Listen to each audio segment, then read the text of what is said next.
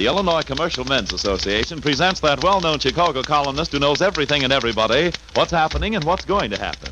Here he is in person, Nate Gross. Good evening, friends. This is Nate Gross.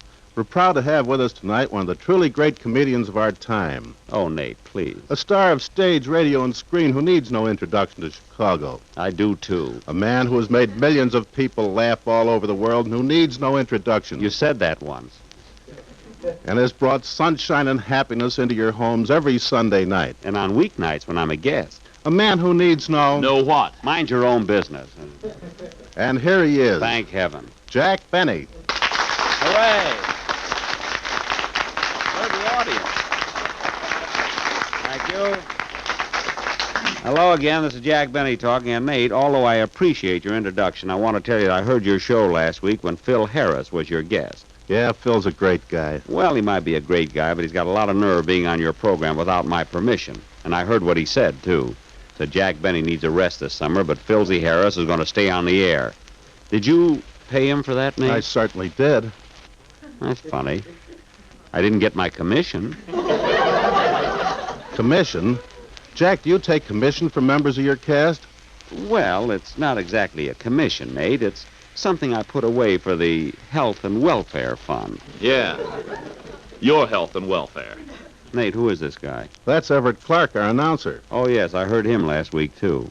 The kid with the Peter Lorre complex. Whose house is he going to haunt this week? Yeah, I heard you the week before last with Fred Allen. Oh, thank you. Don't thank me. I always listen to Fred Allen. He's funny.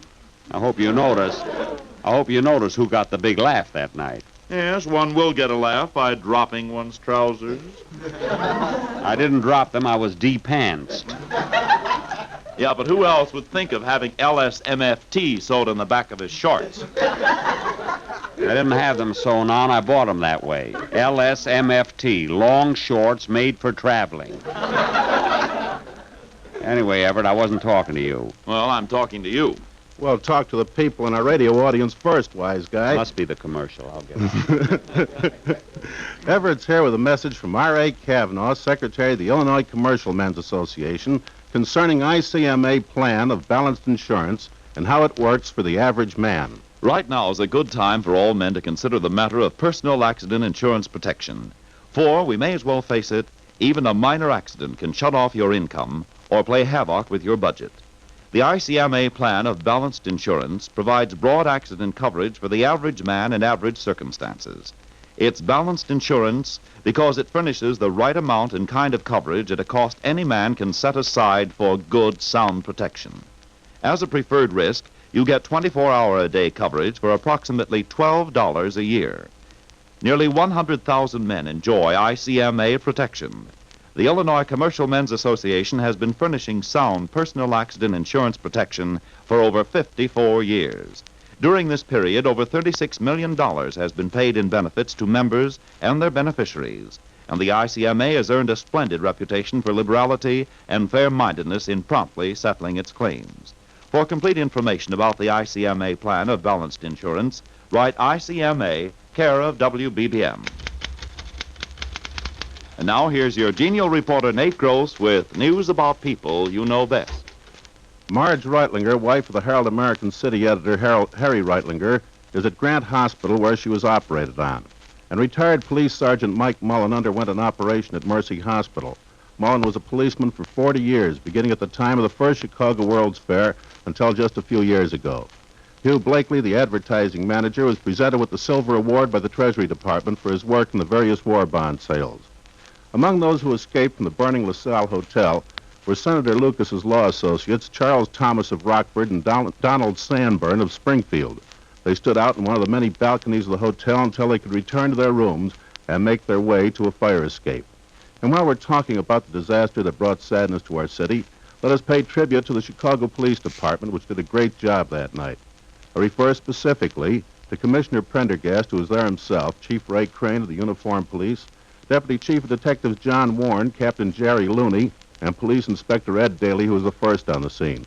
Because of their being on the job, there was an absence of confusion that follows in the wake of such disasters.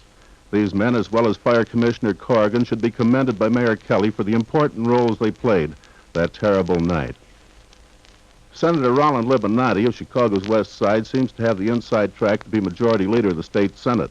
Attorney Ira Schultz and his wife expect an August baby. Dr. Oscar Lang, the Polish ambassador and delegate to the United Nations Security Council, may resign to reapply for his American citizenship and go back to his teaching job at the University of Chicago. 4 of the singing girls in the musical up in Central Park are expectant mothers, and their husbands are insisting they quit the show. Herman Weinberg of the Manhattan Pickle Company and Louise Goldman of Chestnut Street will be married next January. Father Marty Doherty, whose many brothers are represented as reporters on each of Chicago's newspapers, and who himself was a newspaper man until he quit to become a priest, is home to celebrate his 20th anniversary in the clergy and his mother's birthday, which was today. His own parish is in Oregon. Our friend, the Reverend Frederick Mannion, again is ill at Mercy Hospital, but I talked to him on the phone a few minutes ago, and he said he'd be well enough to leave for Boston, where he was born, next Wednesday. Ross DeLue, former local newspaper man, was promoted to lieutenant colonel in Newark, where he is stationed with the Air Force. Sam McKilly, the automobile dealer, will rebuild the Red Lion Inn near Elgin on Route 25. It burned down last week. Denny of Don the Beachcombers, who's otherwise known as Samuel Pruitt Denning, celebrated his 5th wedding anniversary today.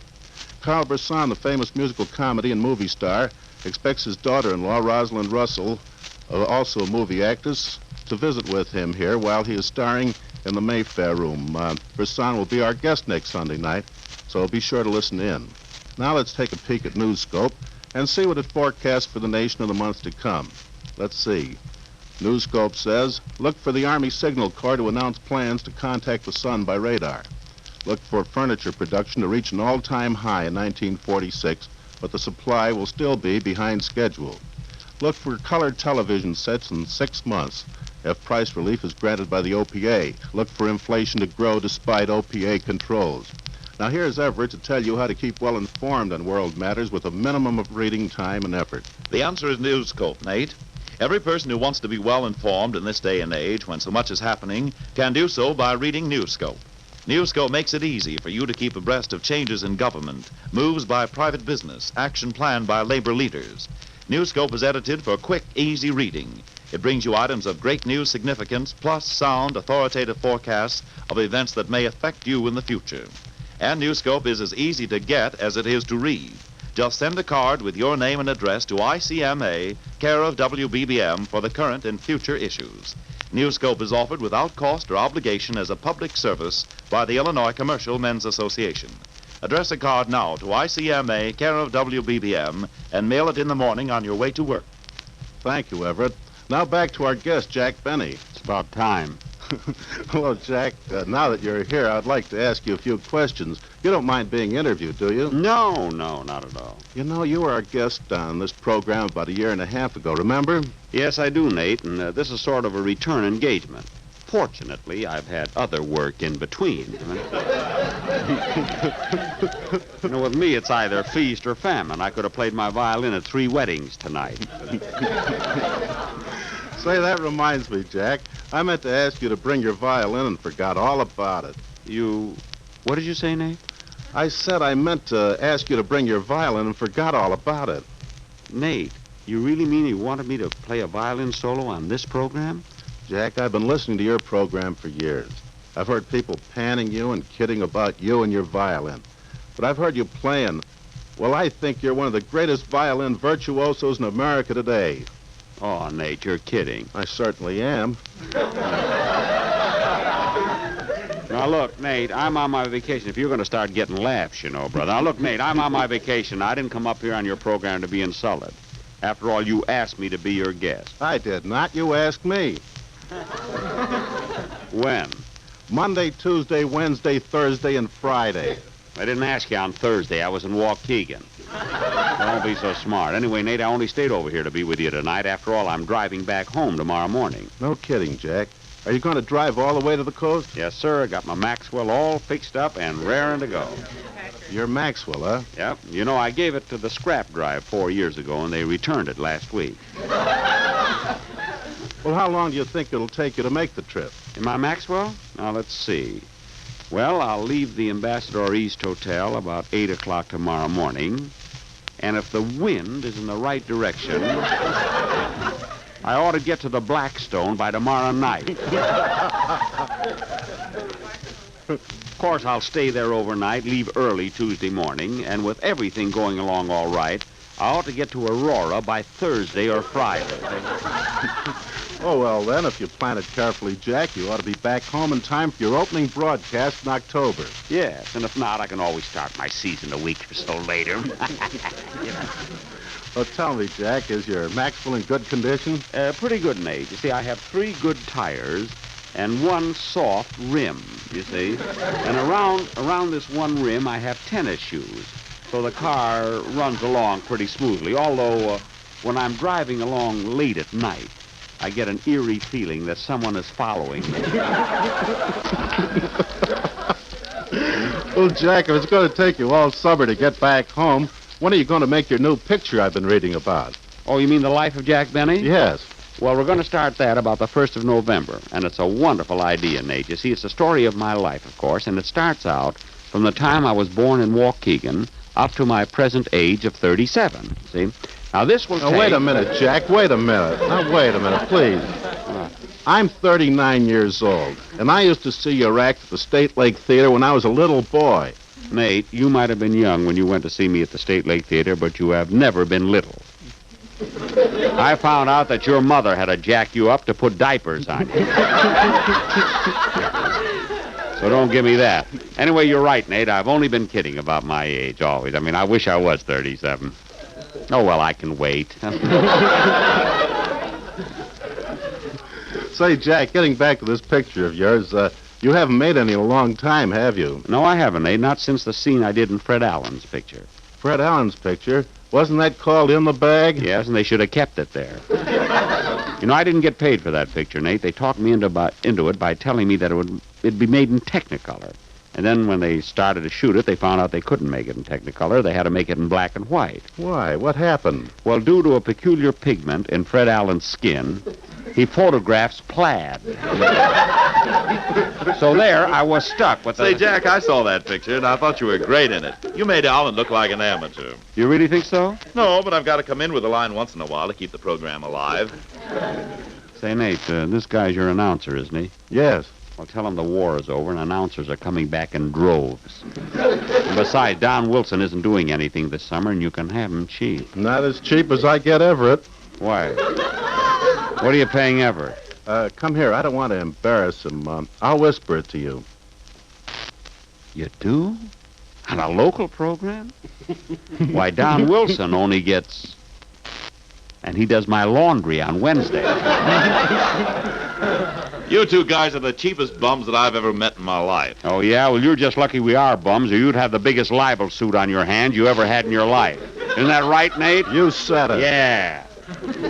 Well, Nate, I got to run along now. It's a great pleasure being here. Had a good audience. So one of the reasons I always like to broadcast with you is, I don't know whether you know this or not, I'm an old newspaper man myself. Yeah, I didn't know that, Jack. Oh, yes. You see, before I was a concert violinist, I was a dramatic critic of the Waukegan News Sun. But, of course, we had no shows in Waukegan those days, so I was practically what Everett called me. A bum. Yes. So when they made me... So then they made me the night editor of the same paper. I was night editor for 3 years before I found out I was the night watchman. Well, I got to run along now. So long, Jack. Thanks for coming over. You're welcome. Oh, by the way, Nate, I got a wonderful gag before I leave. Now, listen, we got to do this. I'll say to you, what's the difference between Walter Winchell and Nate Gross? And then you say to me, I don't know, what is the difference between Walter Winchell and Nate Gross? Go ahead. All right, Jack. What is the difference between Walter Winchell and Nate Gross? Winchell is all flash, and Gross is all flesh. Oh, Betty, how can you go on a vacation when they need you so badly? You know, I ad-libbed that gag. Ad-libbed? You did that same joke in this program a year and a half ago. I did? Yes. Well, my writers will certainly hear from me. So long, Nate. Thank you, Jack Benny. When nicer guys are born, they'll use you for a pattern. You know, Everett, I just can't wait to see the Warner Brothers picture The Life of Jack Benny. I can. Shame on you, Everett. Good night, folks.